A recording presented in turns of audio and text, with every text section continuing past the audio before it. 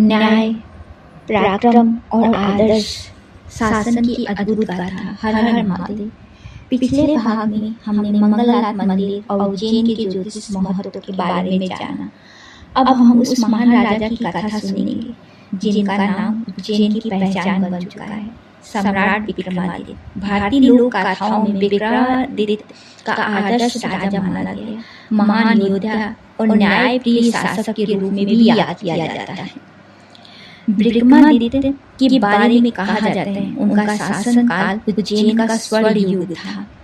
उनके राज्य में जनता सुखी थी, व्यापार समृद्ध था, विद्या और संस्कृति का विकास हो रहा था।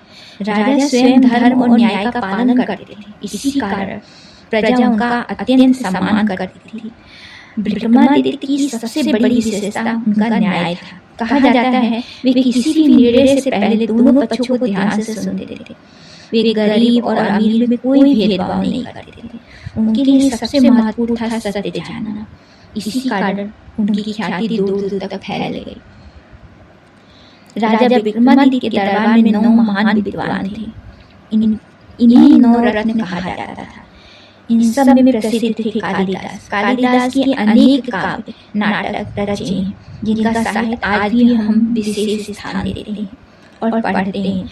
लोक कथाओं के अनुसार उनकी प्रतिभा माता की कृपा और कठोर साधना का परिणाम था।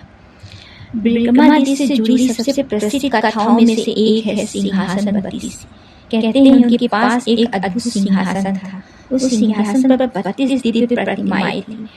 प्रत्येक प्रतिमा का एक गुण, एक आदर्श और एक महान कार्य की कथा सुनाती है। जब कोई व्यक्ति उस सिंहासन पर बैठने का प्रयास करता तो प्रतिमाएं उससे पूछती कि क्या तुम्हें विक्रमादित्य जैसे साहस है, न्याय और त्याग है?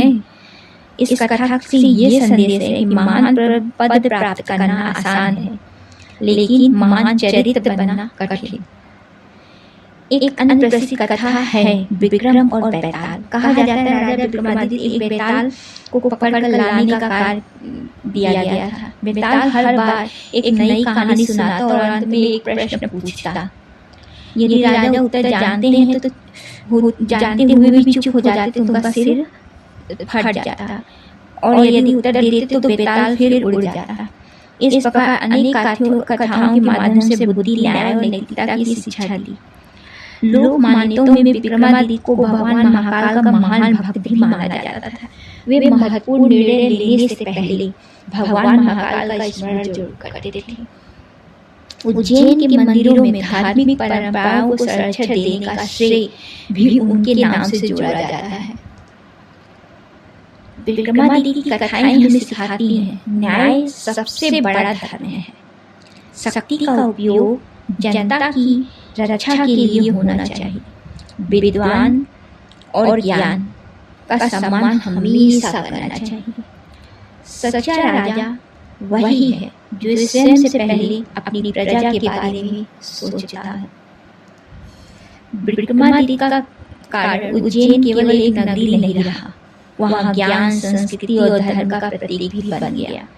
आज भी उनकी कथाएं बच्चों से लेकर विद्वानों तक सभी को प्रेरित करती है। और ऐसे राजा उज्जैन में होना सबके बस की बात नहीं थी। इस प्रकार राजा विक्रमादित्य की गाथा केवल एक राजा की कहानी नहीं, बल्कि आदर्श, नेतृत्व, न्याय और धर्म की प्रेरणा है। और यही कारण है कि उज्जैन की पहचान महाकाल के साथ साथ विक्रमादित्य की गौरवशाली परंपरा से भी जुड़ी है, जो आज भी हर मन में देखी जाती है, सुनी जाती है। ये थी विक्रमादित्य की कहानी। बोली जय श्री महाकाल, सम्राट विक्रमादित्य की जय। हर हर महादेव। आपको ये वीडियो कैसा लगा हमें जरूर बताएं और हमारे चैनल को लाइक करें, सब्सक्राइब करें। जय महाकाल।